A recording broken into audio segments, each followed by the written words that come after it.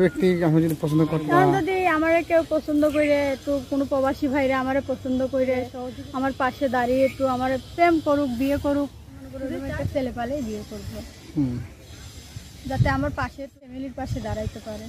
আগে আচ্ছা ভাই ভাই কয়জন? ভাই নাই ভাই নাই ভাই নাই না। আচ্ছা আচ্ছা তো আপনি বাবা আব্বা আম্মা আছে?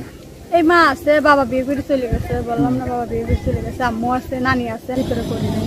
অনেকে প্রেম করার জন্য প্রবেশ করছিল কিন্তু প্রেম করি নাই, কারণ সংসারের ভিতরে অনেক টানাটানি, আমি ছাড়া আমার আম্মু কেউ নাই, ছোট দুটো বোনও আছে। মানে আপনার ছাড়া আপনার ফ্যামিলি কেউ নাই না, মানে ফ্যামিলি দায়িত্ব বা সম্পূর্ণ আপনার বা আপনার নিতে হয়।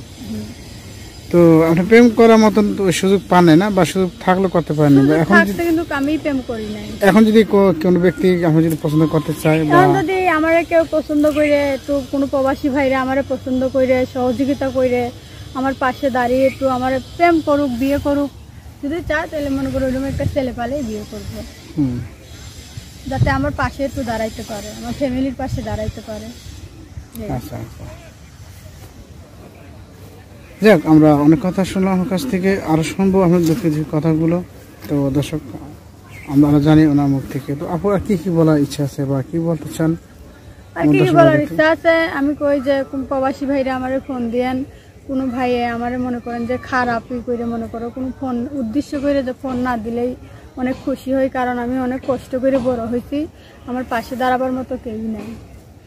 আচ্ছা আচ্ছা, আমাদের দর্শক ভাই যদি ফোন টোন দেয় কোন সময় বা তার সাথে কি ভালোভাবে কথা বলবেন? হ্যাঁ অবশ্যই ভালোভাবে কথা বলবো না, কেন এরকম করবো, সবাই তো এক না। তো আর কি বলা আছে বলে একটু।